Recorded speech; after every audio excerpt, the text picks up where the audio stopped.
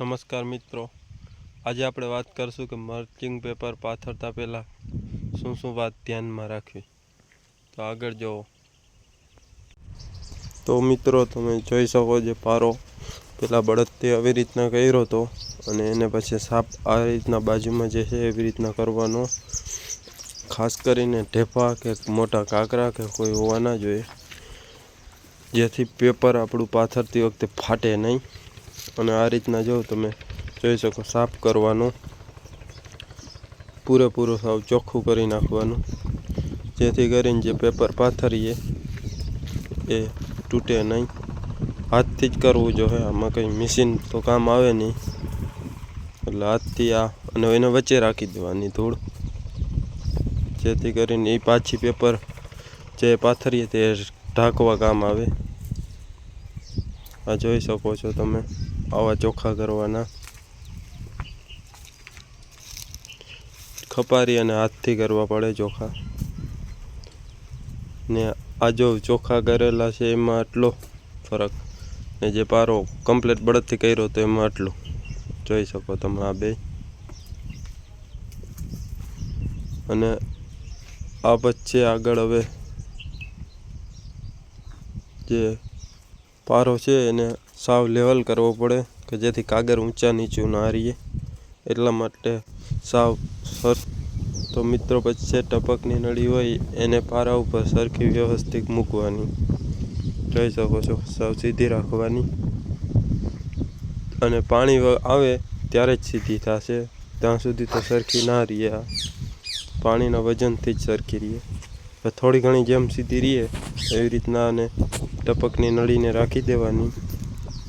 અને આ જોઈ શકો છો તમે કે ટપકની નળી આવી રીતના અમે રાખી છે. જે અહીંયા સાંધો બાકી હતો એટલે આવી રીતના રહી ગયું હતું.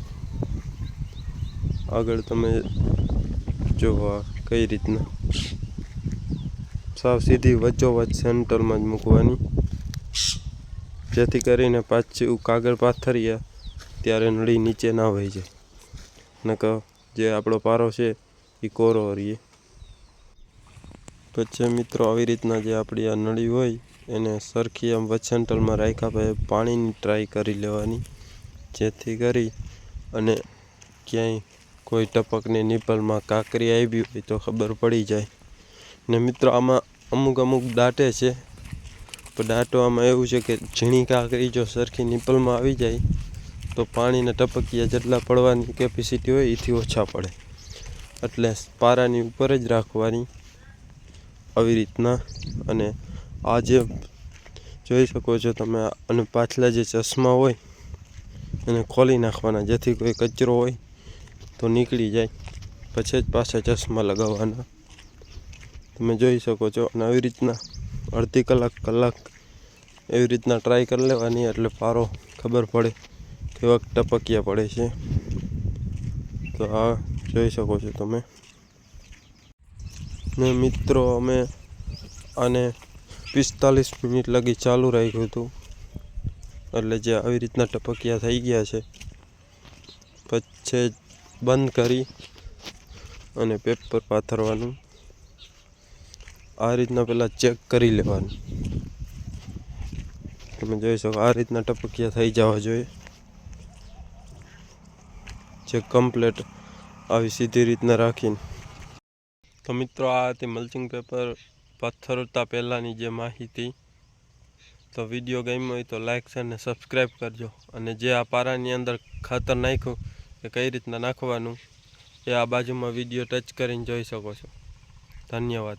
જય ગૌ માતા.